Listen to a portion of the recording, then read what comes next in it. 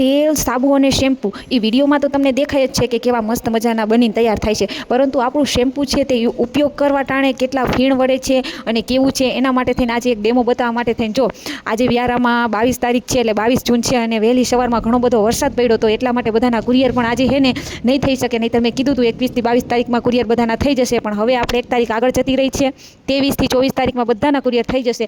અને જો તમે વિડીયોમાં જોઈ શકો છો કે ફૂલ વરસાદ વ્યારામાં આવે છે અને હું તમને આવા ધોધમાર વરસાદમાં મારું જે શેમ્પૂ નેચરલી હું તૈયાર કરું છું ઘરે કેમિકલ વગરનું એનો ડેમો બતાવું છું. તો કેવા સરસ મસ્ત મજાના ફીણ વરે છે તમે જોઈ શકો છો. તો આવું છે મારું શેમ્પૂ, તો જરૂર એકવાર ટ્રાય કરો ને કરો. અને એકવાર શેમ્પૂ ટ્રાય કરશો તો તમને ફાવી જશે, અને નહીં ફાવે તો કશો વાંધો નહીં, તમે આવતા મહિને ઓર્ડર ન કરતા, પરંતુ 1 મહિનાની અંદર ટ્રાય કરવાથી તમારા વાળ ખરાબ તો થશે જ નહીં. તમને ખબર જ છે કે મારું જે શેમ્પૂ છે કેમિકલ વગરનું છે, એટલે એ તમારે કંઈ ચિંતા કરવાની છે નહીં. ઘણા લોકોનો એક જ સવાલ હતો કે ભાઈ અમારા વાળ છે ને એ સફેદ ઘણા થાય છે, એટલે અમે આ વખતે જે શેમ્પૂ છે તે નેચરલી કાળો કલર આવે ને એવી રીતે બનાવ્યું છે.